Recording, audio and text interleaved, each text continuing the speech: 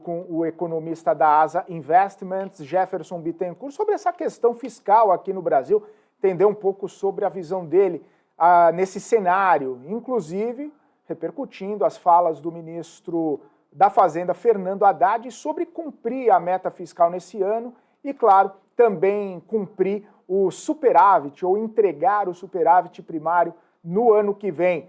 Jefferson Bittencourt, trazendo todo esse contexto aí, será que a gente vê que o arcabouço fiscal está em xeque? Vamos ouvi-lo.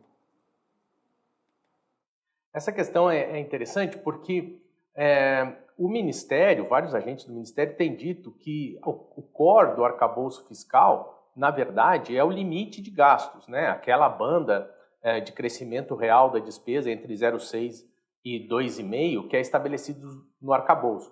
Mas uma revisão da meta, ela fragiliza uma outra seção da Lei Complementar 200, que é a Lei Complementar do arcabouço fiscal, né? Que é o desenho que foi feito para readequação do resultado primário em caso de descumprimento da meta. A questão é, o arcabouço foi concebido de uma maneira onde o descumprimento da meta está previsto e os mecanismos de ajustes estão lá listados. Por exemplo, assim, tem uma lógica. Para uma perspectiva de desequilíbrio em relação à meta durante o ano, o arcabouço prevê o contingenciamento. Caso, ainda assim, a meta não seja atingida, o arcabouço prevê o acionamento de gatilhos, de contenção de despesas, de limitação de concessão de benefícios tributários. Isso num primeiro ano, no ano subsequente ao descumprimento da meta, e 2 anos após, o arcabouço prevê que se houve um descumprimento da meta no primeiro ano, 2 anos após, o crescimento da despesa deixa de ser 70% do crescimento da receita e passa a ser 50%. Então tem um desenho no arcabouço para um eventual descumprimento da meta. Quando se muda a meta, pode não se estar falando de fragilizar esse core do arcabouço, que é o limite de despesa, mas certamente a gente vai estar fragilizando essa outra parte, que são os mecanismos de ajuste, os gatilhos, as correções automáticas que o arcabouço prevê. Em termos de tamanho da correção, assim, o mercado hoje vê o resultado primário muito distante das metas estabelecidas. Se eventualmente o governo vier a corrigir, pode ser que isso mexa um pouco nas projeções, pode ser que não, porque tem uma gordura ali nas projeções do mercado em relação à meta do governo, mas nesse momento poderia pôr em xeque o estabelecimento de compensações para medidas que ainda estão tramitando no Congresso, como o novo desenho do PERSE, a desoneração da folha. Essas medidas estão sem compensação e um afrouxamento poderia servir de argumento para abandonar a ideia de que essas medidas precisam ser compensadas. Jefferson, também queria entender, né, como que você avalia a capacidade do governo de manter os gastos dentro dos limites do arcabouço fiscal, especialmente num contexto, né, de pressões políticas, pressões sociais. Essa é uma pergunta que toca naquilo que a gente estava falando no tema anterior. Assim, qual é o core do arcabouço fiscal? Qual é o cerne? Qual é o núcleo? Qual é o fundamento? Qual é o pilar do arcabouço fiscal? Na visão da equipe econômica, o pilar do arcabouço fiscal é o limite de crescimento da despesa. E essa questão da velocidade de crescimento das despesas obrigatórias, sim, é uma ameaça a esse pilar. Se a gente entende que o governo tem limites políticos para cortar despesa discricionária, ou despesas em geral, assim, a gente viu muito ruído no final do ano passado, discutindo qual era o espaço que restaria para investimento em função da meta de primário zero. A questão é, se a despesa obrigatória cresce numa velocidade muito maior do que o limite cresce, esse espaço para despesas discricionárias, para investimentos, ele desaparece independente da meta.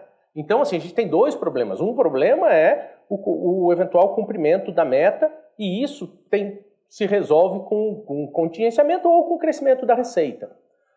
E o outro problema, que é o problema que é enfrentado com o instrumento do bloqueio de despesa, é quando a despesa obrigatória que está sobre o limite está crescendo mais do que o limite. Isso quer dizer que a despesa discricionária vai ser comprimida. E essa é uma realidade que a gente está vendo nesse início de ano. Se a gente pegar duas despesas obrigatórias com um viés social importante, que é a Previdência e o benefício de prestação continuada, o BPC, essas duas despesas somadas estão crescendo em termos reais ao redor de 5%. 5% de crescimento num conjunto de despesas obrigatórias que representa quase metade do total das despesas do governo. Está crescendo a 5%. A gente precisa lembrar que o limite máximo de crescimento da despesa total, de acordo com o arcabouço, é 2,5%. Ou seja, metade da despesa obrigatória está crescendo ao dobro da velocidade do limite total de despesas. A consequência, a despesa discricionária vai sendo comprimida. Se a gente pensar no primeiro relatório bimestral, já houve um bloqueio de 2,9 bilhões justamente por conta desse efeito.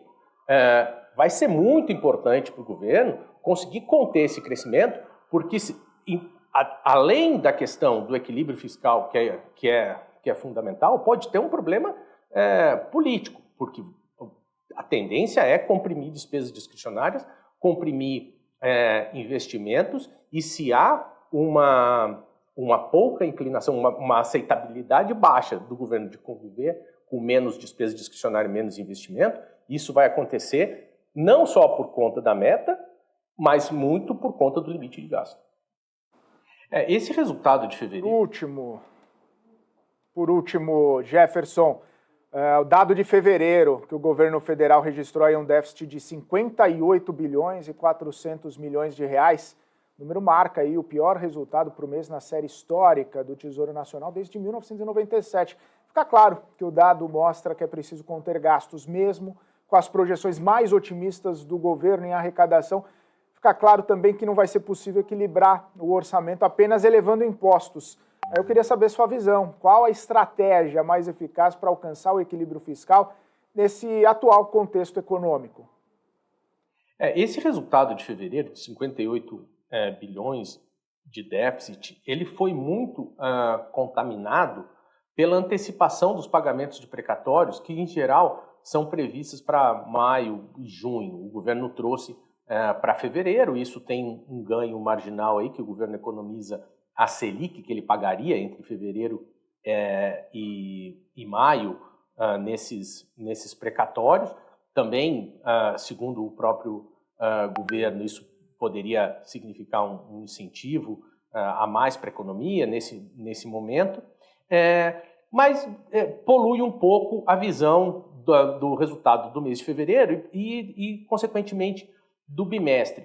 A minha percepção é que esse resultado do bimestre não é um bom indicativo para o que vai acontecer no ano em termos fiscais, assim como o próprio relatório bimestral de avaliação de receitas e despesas, que foi apresentado semana passada, traz uma boa sinalização do que vai acontecer em 2024. E eu vou além.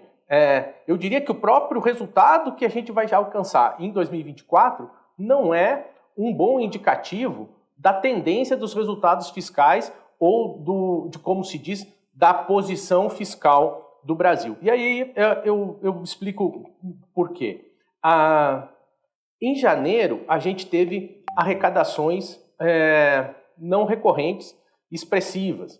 Janeiro e fevereiro, da tributação do estoque de rendimento de fundos exclusivos, da incorporação à conta única de depósitos judiciais que estavam na Caixa. Isso botou a receita um pouco mais para cima. Do lado da despesa, teve esse pagamento significativo de precatórios, mais de 29 bilhões, ou seja, o resultado primário de fevereiro não seria um déficit de 58, seria um déficit na casa de 30 bilhões de reais, um pouco menos de 30 bilhões de reais. Então, a gente olha o resultado do bimestre, não é precisa limpar esses efeitos atípicos. O relatório bimestral, que ao final do primeiro bimestre mira o resultado do ano, também está contaminado por eventos como esse.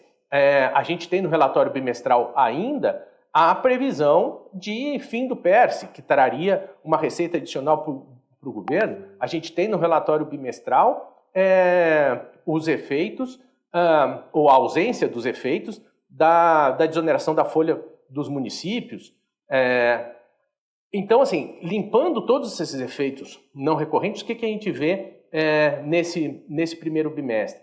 A gente vê a despesa crescendo em termos reais, alguma coisa como 7,2%, 7,3%, se eu tiro esse pagamento de precatórios, e a gente vê a receita, excluindo essa questão do pagamento do imposto sobre o estoque de rendimentos dos fundos exclusivos, e tirando também a incorporação de valores de depósitos judiciais da Caixa, eu vejo a receita líquida crescendo também alguma coisa como 7,2%. Ou seja, a despesa e a receita estão crescendo mais ou menos na mesma velocidade. Qual é o problema?